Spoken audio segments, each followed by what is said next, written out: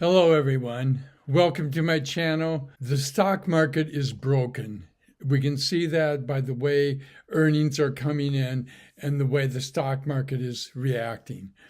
Early in the week, ASML, which is a major artificial intelligence stocks, they use lithography to transfer the electronics onto the highly dense and very small artificial intelligence chips. So they're a premium product, and they reported far less orders than were expected.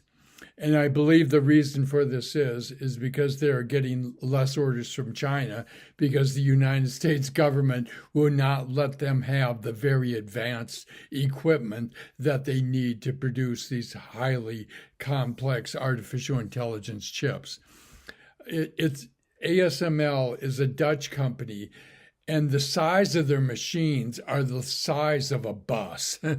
Okay, so this is a major purchase. And they had like 70 orders, and they had like 100 orders or more in the previous quarter. The second shot over the bow for the stock market was TSM, which is Taiwan Semiconductor. They reported good revenue and good earnings, although unfortunately, the stock market doesn't believe it.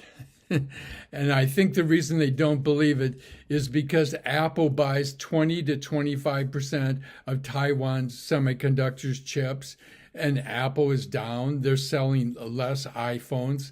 And also, EVs are down. EV chips account for about 14% of Taiwan Semiconductor's sales.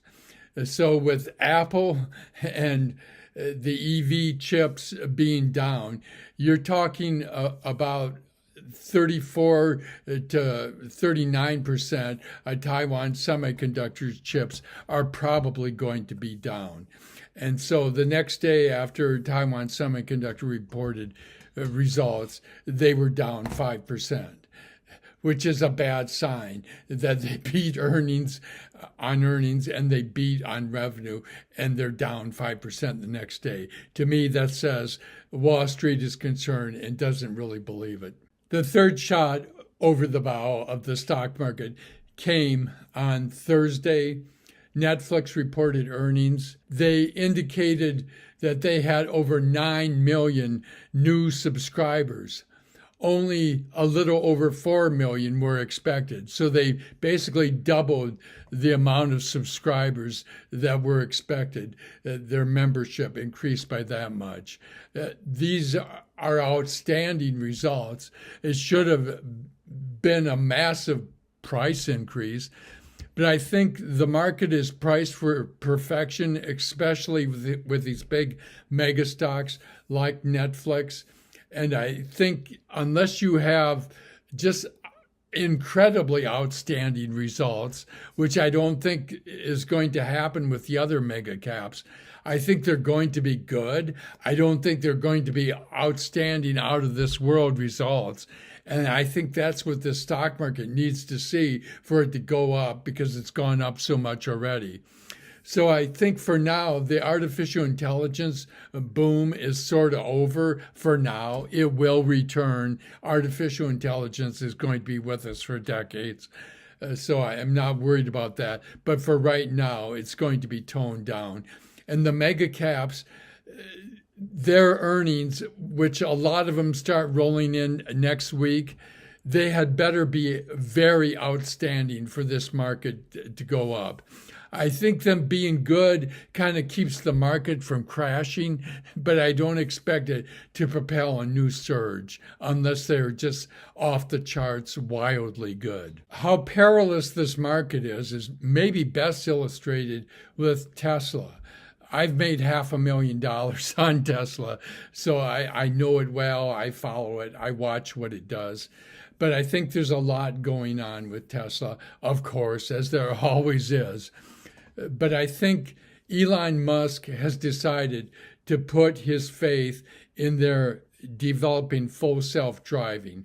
And in particular, he's going with robo-taxis, which seems like a long shot, but I think Musk specializes in long shots. You know, the electric car, when he was working on it, that was a long shot and it worked out. Him going into SpaceX, you know, that was a long shot and it's sort of working out because he's more or less taken over NASA. Tesla has decided that its future is in the full self-driving and in developing robo-taxis, because simply without that, they are just another car company. Okay, they're a very excellent car company, but they want to be more than a car company. They want to be a super technology company. And many executives in Tesla are leaving because they disagree with Musk. The rumor is that they wanted to work on a cheaper Tesla, which I don't think Musk is that interested in, simply because China will beat him on producing cheaper electric cars. And BYD already is beating Tesla in China because they can produce a very economical, low-cost electric car, which is reliable and has decent range. And I think Musk does not want to recreate that. I think he's going with the big bet, as he always does, on robo-taxis, which I think is a ways in the future. And the price has come down, you know, it's coming down into the 150s. I think they're laying off 10% of their staff worldwide. So I think he's in it for the long run. There's also a debate about him being paid like 54 billion, which a court has disallowed. And now the shareholders are likely to approve it because the company is really nothing without Musk. So they're likely to approve it. But that's paying 54 billion on a company that now is worth less than 500 billion. So you're saying, let's give him 10% of the company. So it's a long shot bet in my mind on Tesla. I don't think now is the time to be investing in it. I think we have to see some movement towards the robo-taxi bet working out. And he's having a robo-taxi event sometime in August, early August, like the top third of August. He's going to have this robo-taxi event, and we will learn more then. And I think it's a long-range bet if you want to place your bets in Tesla. Looking at the chart on ASML, you can see how disastrous those lower orders were for the stock price. Looking at the 1 month chart, from a high of about 990, they came down to about 889. So lost more than 100 points. Wow. And notice that it happened on heavy volume. There's heavy selling going on. Looking at the 1 month chart on TSM, Taiwan Semiconductor, the story is sort of the same. It went from a high of 147 to about 132. And that's on positive earnings and positive revenue.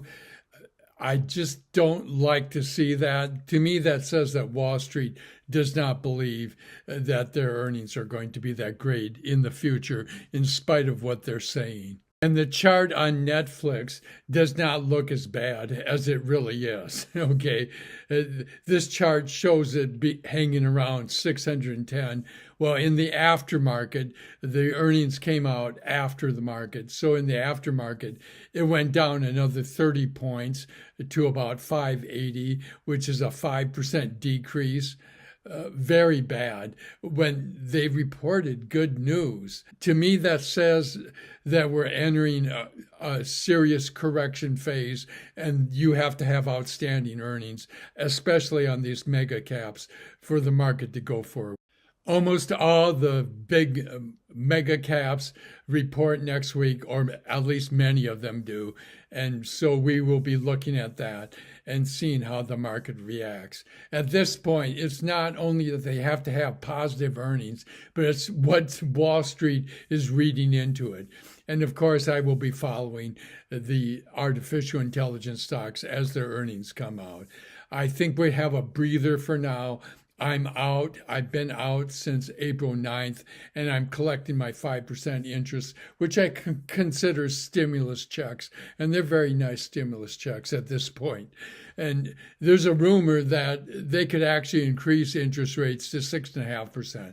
I don't really expect that to happen. I think the Federal Reserve is just going to try to keep its chokehold with the 5.5% and just keep it there. Thank you.